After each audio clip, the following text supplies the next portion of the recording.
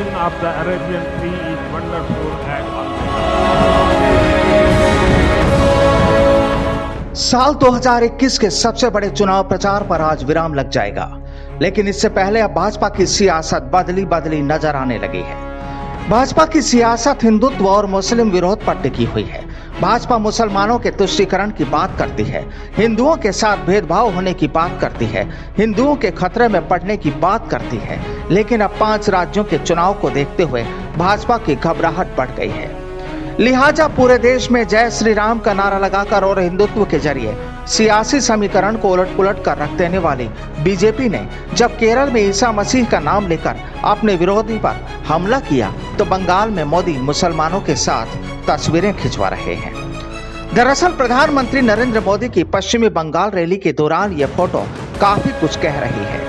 इस तस्वीर में एक मुस्लिम मोदी के कान में कुछ कहता नजर आता है। हालांकि नहीं दिख रही है तो कोरोना वायरस काल की सोशल डिस्टेंसिंग या फिर 2 गज की दूरी। बहरहाल तस्वीर इतने भर की नहीं है। प्रधानमंत्री नरेंद्र मोदी केरल में ईसाई धर्म की बात करते दिखाई दे रहे हैं।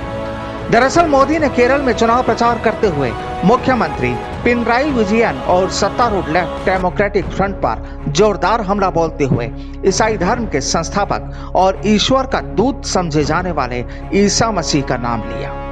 मोदी ने कहा, जूडास ने चांदी के कुछ टुकड़ों के लिए प्रभु ईसा मसीह के साथ विश्वासघात किया। एलडीएफ ने सोने के कुछ टुकड़ों के लिए केरल के लोगों के साथ विश्वासघात किया। खैर 5 राज्यों में 6 अप्रैल को मतदान होने हैं। पश्चिमी बंगाल में तृणमूल कांग्रेस की सरकार है।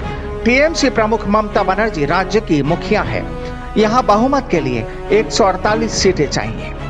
चलिए एक नजर 5 राज्यों के हालात पर डाल लेते हैं। असम में 126 विधानसभा सीटें हैं। फिलहाल यहाँ एनडीए की सरकार है और सर्बानंद सोनोवाल मुख्यमंत्री हैं। यहाँ बहुमत के लिए 64 सीटें चाहिए। तमिलनाडु में विधानसभा की 234 सीटें हैं। यहाँ भी ऑल इंडिया अन्ना द्रविड़ मुनेत्र कषगम यानी AIADMK की सरकार है और ई पलानी स्वामी मुख्यमंत्री हैं। यहाँ बहुमत के लिए 118 सीटों की जरूरत है। पुडुचेरी एक केंद्र शासित प्रदेश है। पुडुचेरी में विधानसभा की कुल 30 सीटें हैं। कुछ दिन पहले ही यहाँ कांग्रेस DMK गठबंधन की सरकार गिर गई थी। यहाँ बहुमत के लिए 16 सीटों की जरूरत है। केरल में विधानसभा की 140 सीटें हैं। वर्तमान में यहाँ CPIM के नेतृत्व वाले लेफ्ट डेमोक्रेटिक फ्रंट यानी LDF की सरकार है और पिनाराई विजयन मुख्यमंत्री हैं। यहाँ बहुमत के लिए 71 सीटें चाहिए।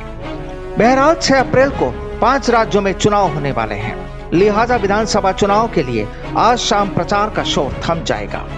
ऐसे में ऊंट किस करवट बैठता है, यह 2 मई को पता चल सकेगा। Bureau report, the fact India.